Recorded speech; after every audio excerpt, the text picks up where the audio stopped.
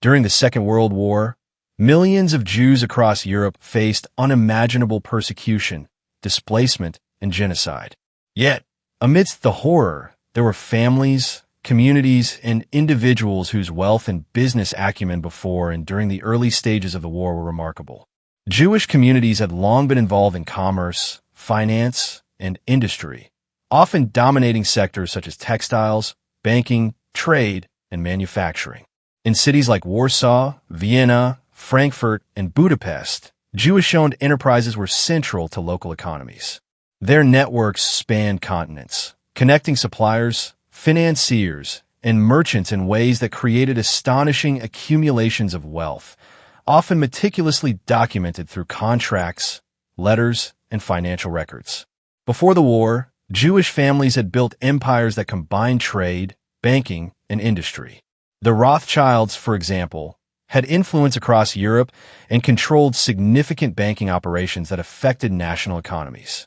Other families were key players in smaller, yet strategically important, industries like textiles in Poland or finance in Hungary. Wealth was not just in liquid assets. Real estate, factories, and cultural artifacts added immense value.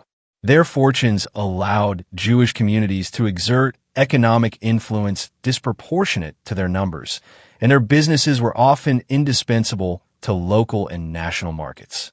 These structures made Jewish wealth both impressive and, tragically, a target for persecution during Nazi occupation. When Germany invaded countries like Poland, Austria, and France, the Nazi regime systematically seized Jewish property. However, the sheer scale of Jewish wealth at the time was staggering.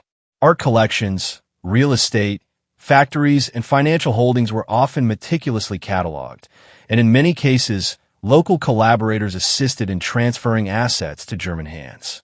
Historians estimate that in pre-war Poland alone, Jewish households controlled substantial portions of urban real estate and commercial enterprises. Even after widespread expropriation, the wealth that remained hidden or transferred abroad could be astonishing, showing that Jewish communities had achieved a level of economic sophistication and accumulation that was exceptional for the period. Some Jewish families anticipated the coming danger and took measures to preserve their wealth.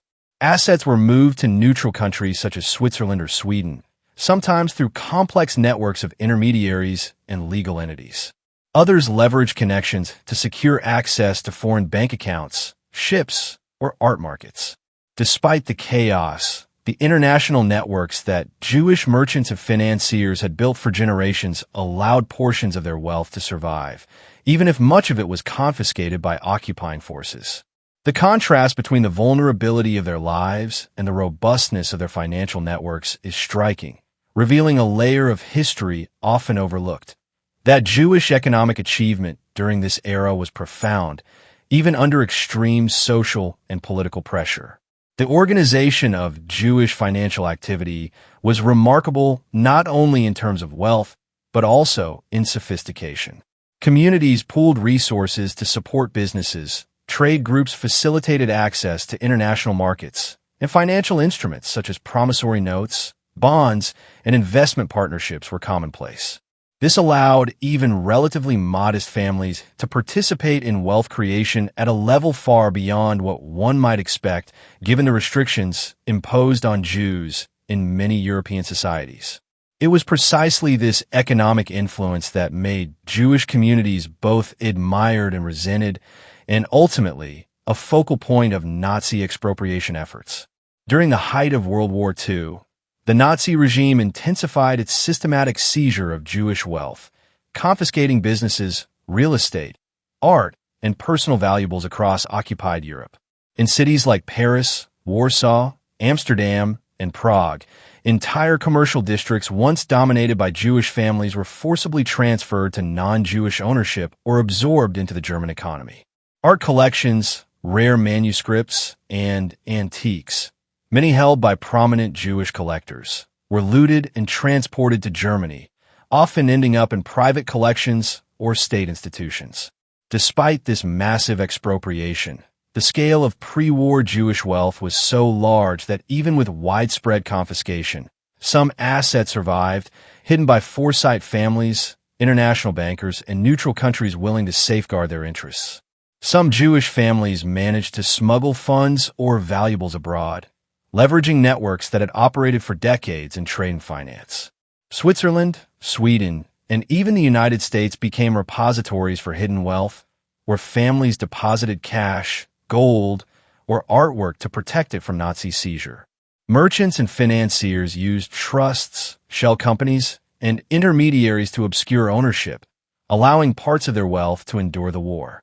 In some cases, Jewish bankers and industrialists negotiated with neutral or foreign entities to secure temporary protection for their assets, demonstrating a sophisticated understanding of international finance and law, even under extreme threat. These strategies ensured that after the war, some Jewish wealth could be partially reclaimed, enabling survivors to rebuild lives and businesses despite enormous losses. The confiscation and subsequent survival of Jewish wealth also had long-term effects on post-war Europe. Many recovered assets were critical in helping displaced families re-establish themselves, fund immigration, or support community rebuilding efforts. At the same time, the widespread expropriation enriched others, particularly collaborators and opportunistic individuals, creating lasting economic shifts in many regions.